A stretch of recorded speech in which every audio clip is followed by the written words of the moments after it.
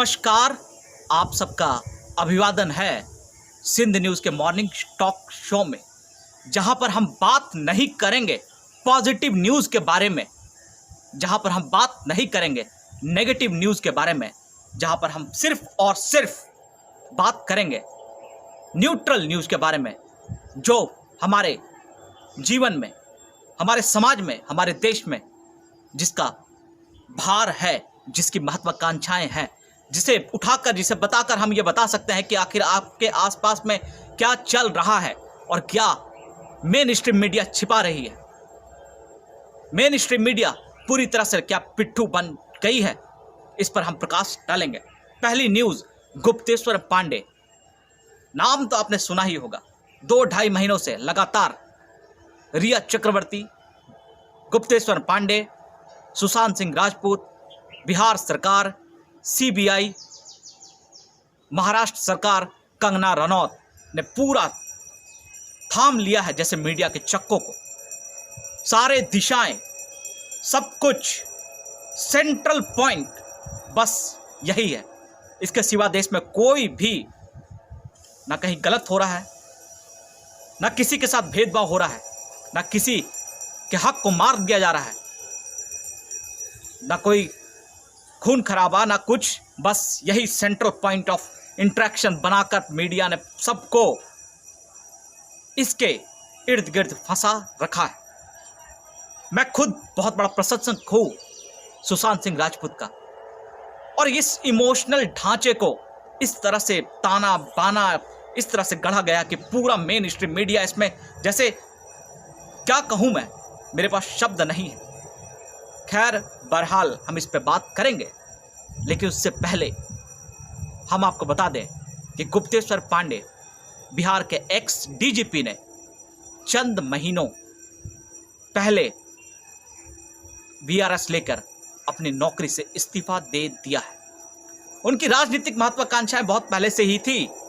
2009 में भी उन्होंने ऐसा ही काम किया था, जिसमें लोकसभा टिकट न मिलने के कारण उन्होंने नीतीश कुमार से आग्रह फिर से किया था कि उनकी सर्विस में उन्हें वापस ले लिया जाए, और नीतीश कुमार ने किया।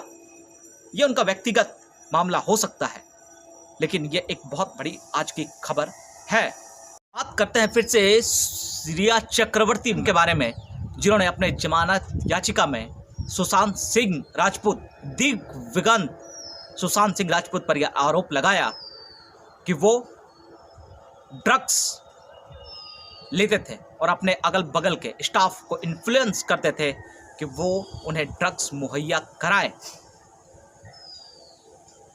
पहले इन मोहतरमा ने यह भी आरोप लगाया था कि सुशांत सिंह राजपूत की बहन उस पर मॉलेस्टेशन, अवैध तरीके से उनके शरीर को स्पर्श करना, जिसे कहा जाता है, उन्होंने किया है। ये सब उनके बचने के तरीके हो सकते हैं, या एक जांच का विषय भी है। हम इसमें किसी में पक्षपात नहीं कर रहे हैं, लेकिन सामान्य मानवीय के पटल पर इन बातों का उल्लेख काफ़ी क्लियर है कि कुछ ना हो कुछ तो गलती हुई है और सजा भी मिलनी चाहिए। कि फिर से ये नमस्कार आखिरकार क्यों कर रहा है एक ही बुलेटिन में? तो ये नमस्कार है आदरणीय अर्नब चचा के बारे में। जन्म 7 मार्च 1973, आसाम। नानाजी गौरीशंकर भट्टाचार्य, एक बुद्धिजीवी, एक लेखक, एक प्रख्यात वहां के नेता। नेट वर्थ आज की डेट में 383 करोड़ रुपए, पर्सनल इन्वेस्टमेंट 26 करोड़ रुपए, 1.4 करोड़ से ज्यादा का सैलरी।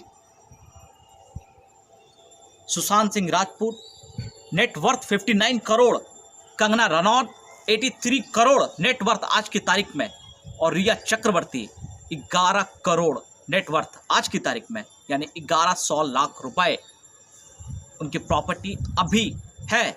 और इन मोहतरमा का जन्म 1 जुलाई 1992 को हुआ था। अब आप समझिए, इस सर्कल में हो सकता है गलतियां हुई होगी, और जांच कर जो दोषी हैं उन पर कार्रवाई करनी भी चाहिए, लेकिन इस सर्कल में किस प्रकार मेंटेलिटी को, एक साधारण मेंटेलिटी को फंसा दिया गया है, ये भी एक बहुत बड़ा अभी हास्यास्पद घटना है, क्योंकि अब ये अंडर ट्रायल मामला है और इसमें जो कुछ भी निकलेगा वो एजेंसियां के माध्यम से निकलेगा। अब उन्हें काम स्वतंत्र रूप से करने की व्यवस्था हमारे संविधान के द्वारा ऑलरेडी दी गई है। तो इसमें इस प्रकार किस प्रकार क्या कहूँ मैं रिपोर्टिंग हो रही है वो बहुत ही ज़्यादा हास्यास्पद है। शाम को देखिए यही खबर, सुबह यही सेंट्रल पॉइंट इसको बना दिया गया है। जबकि किस प्रकार कोरोना में किस प्रकार महंगाई बढ़ गई है यह आप और हम भली भांति जान सकते हैं। पेट्रोल के दामों में लगातार उछाल, 200 रुपये लेकर पहले जाते होंगे तो लगता होगा कि चलो भाई इतना दिन के लिए कोटा हो गया, लेकिन अब पैकेट अपना भारी और यहाँ पे दुनियादारी मीडिया अपना ही अलग राग चला रहा है, क्योंकि इसे हम लोगों ने बढ़ावा दिया है।